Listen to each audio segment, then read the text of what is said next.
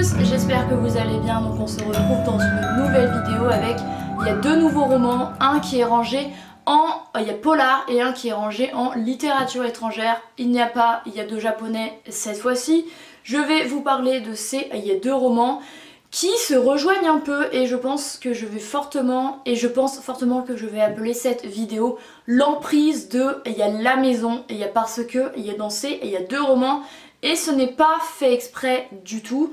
Il y a le lieu, il y a de vie, et il y a des habitants à une énorme importance et c'est comme il y a personnages secondaires. Donc on commence cette vidéo maintenant.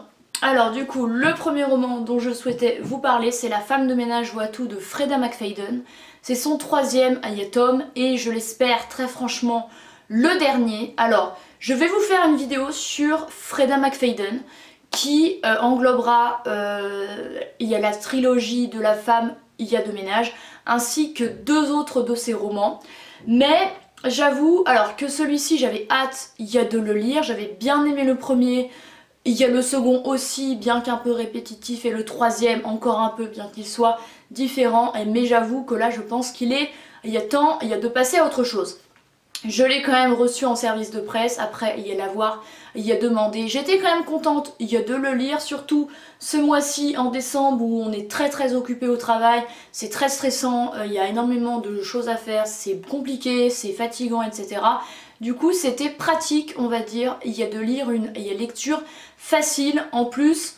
Très franchement ces livres, et c'est ce que j'avais entendu sur les réseaux, je suis d'accord. Il y a pas hyper bien traduit, il y a la traduction est très facile, ça fait très enfantin en fait le style d'écriture. Du coup j'avoue en ce moment ça m'allait bien, mais pour autant ça ne va pas rester un livre incroyable.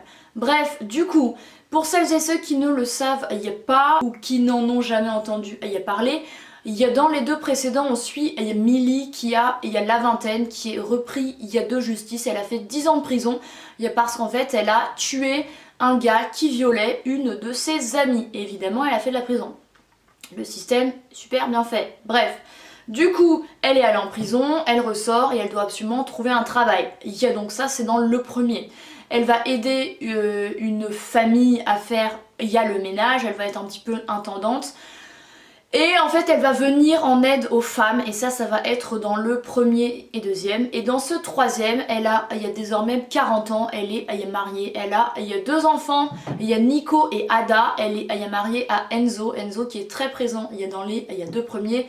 Du coup, si vous n'avez pas lu les deux premiers, je viens de vous spoiler un petit peu, les deux premiers, bref. Enzo qui est un Italien, un très bel homme, etc. Qui a une entreprise de jardinage, aménagement, d'extérieur, etc. Il y a Millie est désormais travailleuse sociale, c'est ce dont elle rêvait. Elle travaille dans un hôpital et dans ce roman-ci, ils emménagent, dans une nouvelle maison à Long Island, dans une banlieue un petit peu huppée. Leurs voisins sont un petit peu riches. Jonathan, le mari du couple, est riche mais assez banal. Et la femme du couple, Suzette, présente très bien. C'est une très belle femme. Elle est, comment on appelle ça, real estate. Elle est, comment on dit, elle est agent immobilier et elle fait du bringue à Enzo quasiment directement. Et la voisine du couple est une vieille femme, une femme un peu acariâtre qui a eu un enfant tard et qui le tient en laisse. Bref, du coup les enfants de Millie et Enzo ont 11 et 9 ans. Ada c'est une jeune fille très posée, très calme, très obéissante, introvertie, etc. Alors que Nico au contraire c'est un papillon social. En déménageant, il se fait plein de nouveaux beaux copains, aucun problème. Sauf que le couple, c'est un petit peu endetté en fait pour acheter cette maison. C'est un énorme stress pour Millie qui désormais s'est calmée, elle est rangée, elle est elle est mère, travailleuse, etc. Elle est bien occupée et ça, tension artérielle est très haute. Ça c'est vraiment un gros sujet dans le roman, pourquoi pas. Et ce qui m'a un peu fait rire, et là où je trouve que le roman est assez facile, c'est qu'en fait Suzette ne cesse de flirter avec Enzo. Enzo ne se rend compte de rien ou il s'en fiche. Du coup Millie est un petit peu comme ça, elle assiste, elle est observatrice mais elle ne fait, il n'y a pas grand chose, elle a énormément foi en son mari. Elle se dit qu'il ne la trompera jamais, qu'il ne fera rien. Du coup, en fait, il y a des situations un petit peu ahurissantes où toute femme un petit peu équilibrée aurait dit à son mari « Eh oh Coco, calme-toi ». Elle ne fait rien. Donc ça m'a un petit peu fait rire. Et cette, il y a maison, il y a des bruits assez omniprésents comme un grattement. Millie, du coup, ça l'inquiète, ça la réveille. Enzo, lui, s'en fiche. Il est très occupé par son travail et certains soirs, Millie retrouve Enzo et il y a dans le jardin, il y a des voisins en pleine conversation avec Suzette à 22h comme si c'était le moment. Voilà, du coup c'est un peu, il y a leur vie de couple, leur vie, il y a 2 parents également, il y a parce que Ada et Nico il va leur arriver, il y a des trucs et notamment Nico va devoir aider, il y a dans la maison, il y a des voisins, il y a parce qu'il a cassé une fenêtre, sauf qu'il va se passer, il y a des trucs, on l'apprendra, il y a par la suite. Comme dans il y a 2 premiers, il y a Tom, on a une alternance de points de vue. Alors, il y a majoritairement, c'est que, il y a Millie, mais à la fin, on a également un point de vue depuis, il y a la personne de Ada, qui a du coup 11 ans. Et voilà, il va se passer un truc avec les voisins, voilà. Il y a cependant quelques phrases hyper drôles que j'ai écrites. Il y a par exemple, il y a Millie qui dit « Au moins je ne traite pas mon enfant comme un klebs ». C'est parce qu'en fait sa voisine en face, elle a son fils en laisse.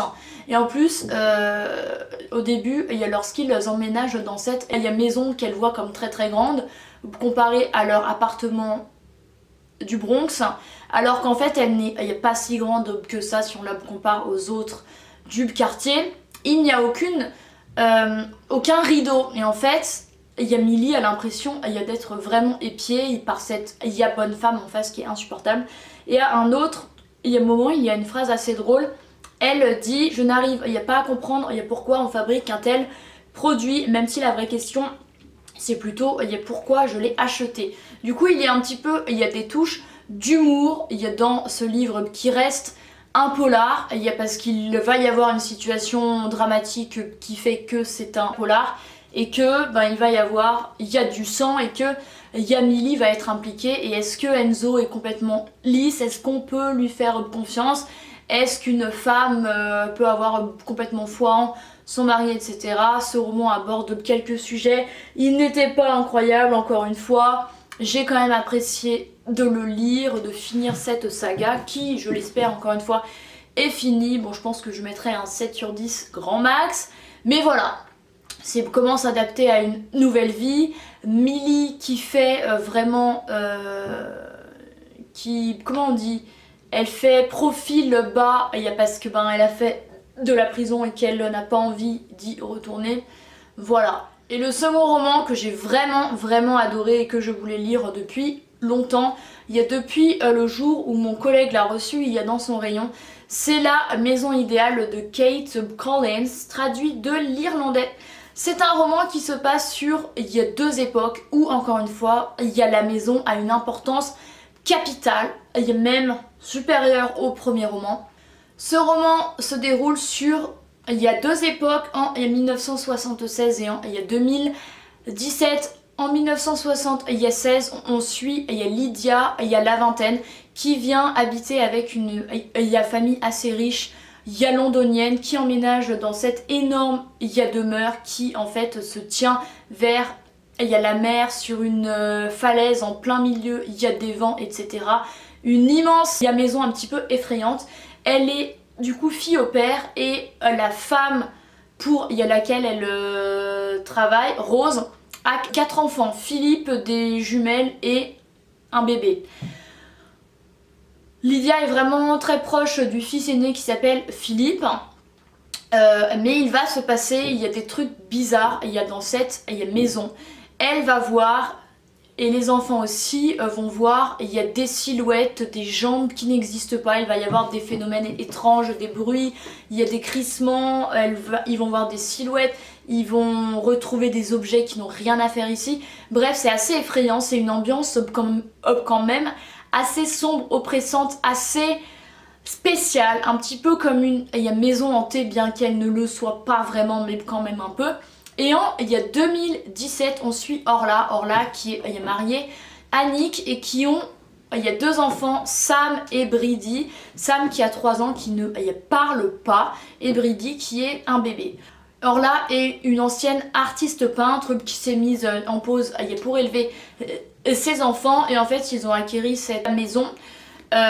Donc Orla n'est pas forcément ultra ravie d'être ici. Nick est ravi, sauf que Nick, ce qui m'a fait ultra rire, c'est qu'il veut que sa femme reste ici, qu'il reste habité ici, sauf qu'il est absent durant la semaine. Il est à Bristol, je crois, et il rentre uniquement les week-ends. Si c'est pas de la domination masculine, je ne sais pas ce que c'est. On va se rendre compte au fur et à mesure du récit que ce mec il est insupportable, qu'il ne sert à rien, et je ne l'ai pas aimé. Bref, et Orla, ouais, elle se sent vite étouffée, comme si la maison respirait avec elle, qu'elle voulait les prendre. Et c'est vraiment le roman entier sur ça. Et ce qui est vraiment intéressant, c'est que c'est une alternance de récits entre 1976 et 2017, avec la similarité que la maison est omniprésente et très importante dans le récit. Et Orla aussi, tout comme Lydia et les enfants des années 70, elle va voir également des silhouettes, elle va retrouver une chaussure qui n'a rien à faire ici, etc. Donc il va y avoir des phénomènes bizarres, et elle veut juste s'éloigner de cette maison, sauf que son mari refuse. Voilà, alors qu'il n'est jamais là, celui-ci, et barre-toi de là. Bref, il y a donc voilà un roman que j'ai beaucoup aimé, qui fait 380 pages, que j'ai lu en 3 soirs, je crois. Je l'ai vraiment beaucoup aimé. Voilà, j'insiste, lisez ça si vous voulez lire un roman en mode un peu huis clos dans une maison, avec une ambiance un petit peu gothique, un petit peu sombre. Parce que certes il y a une grande verrière, il y a des fenêtres, ce genre de truc là, sauf que elle les emprisonne, portes et fenêtres s'ouvrent seules. Enfin bref, il y a vraiment une ambiance chelou, et en plus il y a un étang dans cette propriété. Voilà, il va se passer des trucs bizarres. Bref, je lui mettrai, je pense, un facile, 9,5 sur 10. Je l'ai vraiment adoré, et je vous conseille largement plus de lire celui-ci que celui-là. À part si vous voulez absolument finir la saga de la femme de ménage, ce que je comprends, j'aime bien terminer ce que je commence. Donc voilà, écoutez, c'en est tout pour ma vidéo. Il y a l'emprise de la maison. J'espère que cette vidéo vous aura plu, que vous aurez découvert un nouveau roman. Il y a notamment celui-ci, parce que je pense que celui-ci sur les réseaux, etc., il est un petit peu de partout. Merci d'avoir regardé cette vidéo, et moi je vous retrouve très bientôt dans une nouvelle. Bye.